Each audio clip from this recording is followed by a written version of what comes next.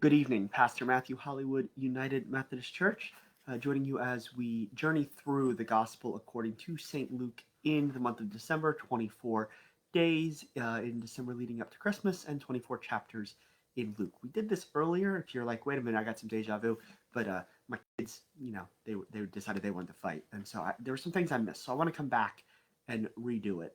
So unlike some videos, this is this is not the first time I'm reading it. That's what I've been doing for most of this.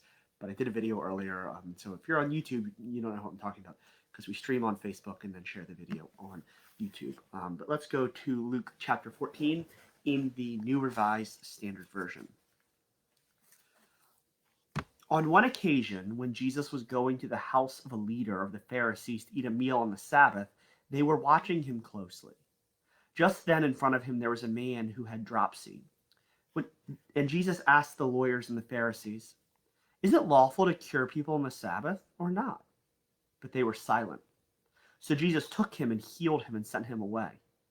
Then he said to them, "If one of you has a child or an ox that has fallen into a well, will you not immediately pull it out on a Sabbath day?"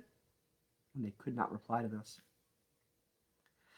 When Jesus noticed how the guests chose the place of honor, he told them a parable.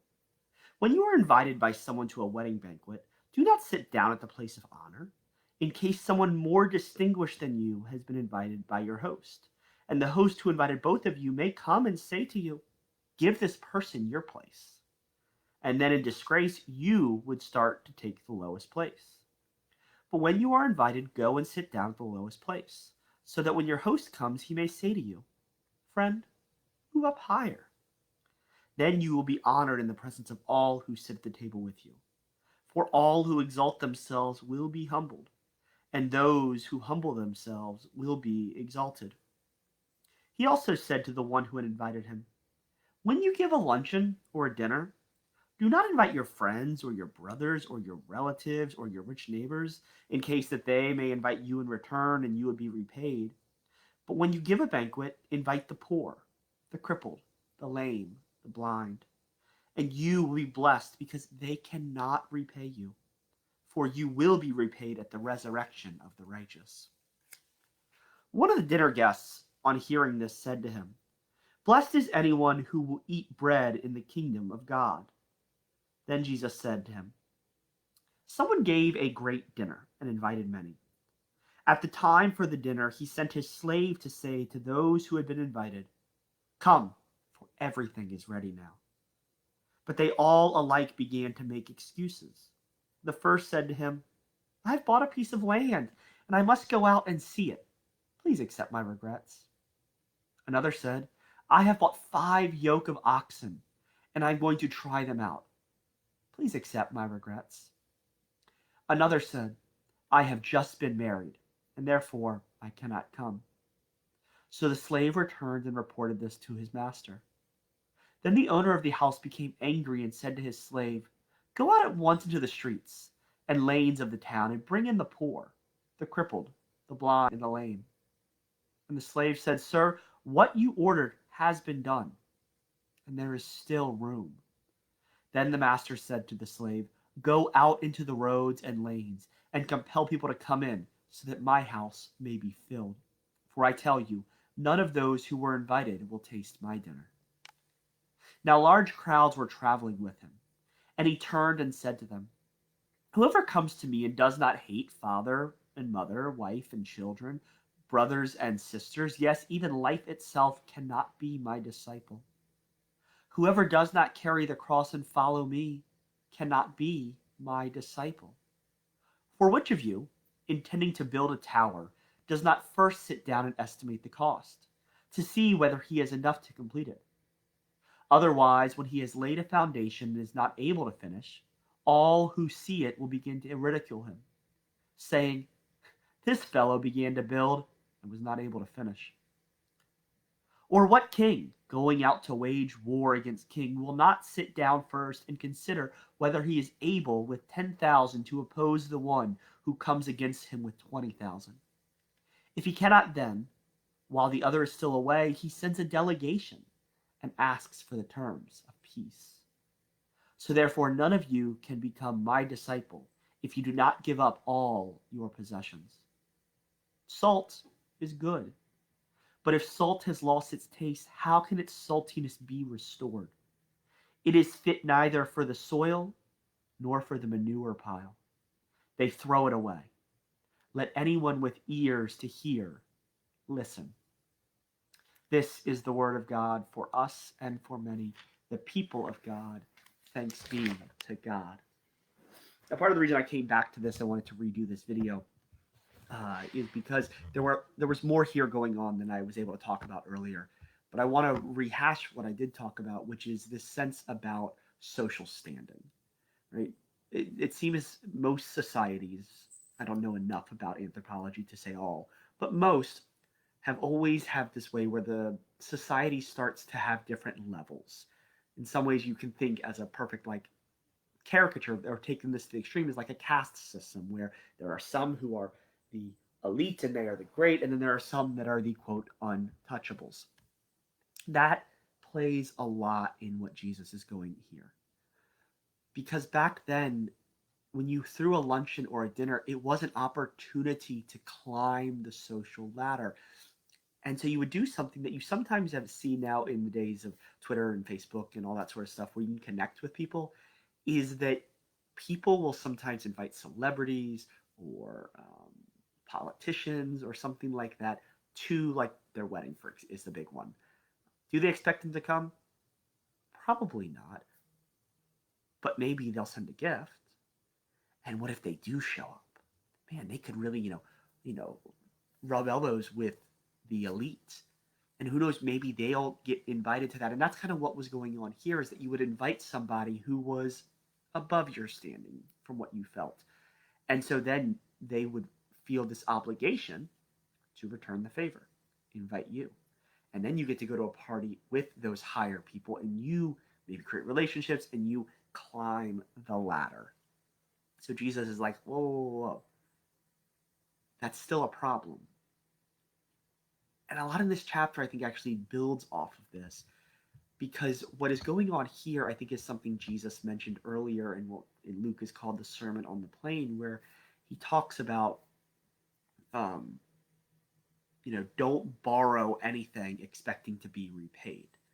And normally, when we hear that sort of language, our first thing is, don't let your friend use your car, expecting that somehow they'll make it even, or don't give somebody some money, loans people some money expecting to get it back. That's where we go. But here he's going to say, understand that this way of viewing things is more than just money and objects. It's the way we treat one another.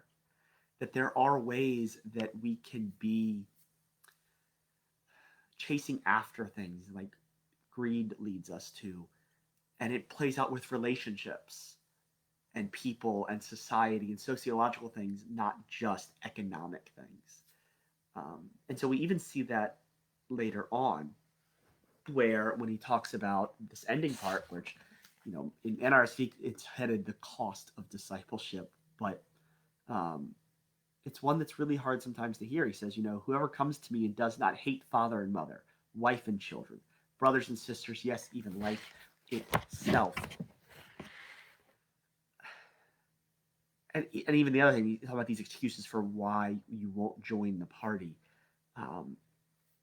What he's really talking about here, I think at least, is this sense of like, how do we put our relationships in order? Is our relationship with God number one? What threatens them? I don't think it means, you actually hate. But it's basically to make us think and to reevaluate our relationships, and how we view people. Because maybe just as an item like a new car or a new cell phone or whatever the new hot item is, the new Christmas thing, or money itself in your bank account is a way to see how I'm puffed up because I've got all this. I think the friends and the relationships we have can become that sort of same way if we're not careful. It's not that things are bad, just like items aren't bad or money isn't bad, but it's a lot of how we use it. And even here at the end, I think Luke or Jesus is really hitting this home harder, because at the end, after talking about relationships, what does he say? Therefore, none of you can become my disciples if you do not give up all your possessions. even though he wasn't talking about selling anything or money. It's just a little different. Um, and I think it's part of this thing about disciples are this way, that being a disciple is a change in how we act. Um, because one of the things that's interesting is he says, whoever does not hate all those people cannot be my disciple. Whoever does not carry the cross and follow me cannot be my disciple. And we have this way that we say that it's this way where Jesus is like, all right, you want to be my disciple? It's a job interview. And he asks you these questions. Do you hate your husband or your wife? Do you hate your kids? Do you hate your mother or your father? Do you hate your life itself? Do you hate, are you picking up the cross daily and carrying it and following? Um, I don't know if it's like that. I wonder if the other question is more of a, to be a disciple is to reevaluate the friendships and our relationships. To be a disciple is to carry the cross. That it's a thing that just doesn't make any sense. It's like a fish swims. That's what fish do. We had a whole sermon series on what disciples do to reevaluate, to be salty. Right? We have that sense of like salt is good. And I know we start dealing with salt, we get questions around, blood pressure and everything, but like salt is good food when it uses right. But look, if you were to all of a sudden go to salt your food and the salt the stuff you're putting on it is not salty, what are you doing? Right? It's salt must be salty. Disciples must do X, Y, and Z. And at the very basic level we get here too, disciples will inherently want to be in the party and want to be inviting more people to the party. We see here in this little parable he tells, the parable of the great dinner. Dad goes out, makes these invitations, sends them out. All these people come up with excuses for why they're not going to come, which means they're not real guests to the party, because real guests do this. So he says, all right, well, let's find other people who will come. And then even when it comes up, he's like, no, bring more, because my house must be filled. And I think that's an important thing, with all this other stuff going on nearing the end that kind of makes us go, oh, Jesus, you're being a bit much for me. Remember in this story that God is always out looking to bring more people in. That I don't, with God's house, there's never a question, oh no, they're going to cut the line off at a certain point. I know there's a capacity. The capacity is infinite.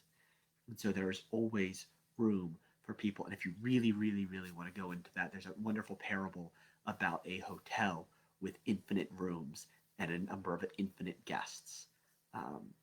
You can take a look at that. That's an interesting parable. Find it out there. But that's what I have here. I want to make sure I got that. As a reminder of events we have going on at Hollywood United Methodist Church, tomorrow at noon, we are gathering at Joy Chapel, our historic cemetery, and also the place where our congregation started, where we are going to take part in wreaths across America. We've got about 50 graves of veterans there, and there will be some taken to Galilee Cemetery as well, another cemetery that we are responsible for. Sunday, of course, 9 o'clock Sunday school and 10 o'clock service. And then Monday night, we are doing our Blue Christmas service at 7 o'clock. And that's a service for people for whom this season is tough, who struggle to feel the joy and the exuberance and the happiness, really, that seems to be that we're supposed to be. And so there's a place where we can invite God to be with us and see God as with us in the midst of our pain and our grief. That's what I've got going on here. Again, let me know in the comments what Luke 14 jumped out to you. We'll also be reading Luke 15 tomorrow, and it will not be in the NRSV because I think we know it too well. Hope you all are having a wonderful night, and I hope that all of those who came out and went caroling with our congregation had a wonderful, wonderful time. And I hope to see y'all very soon. Bye now.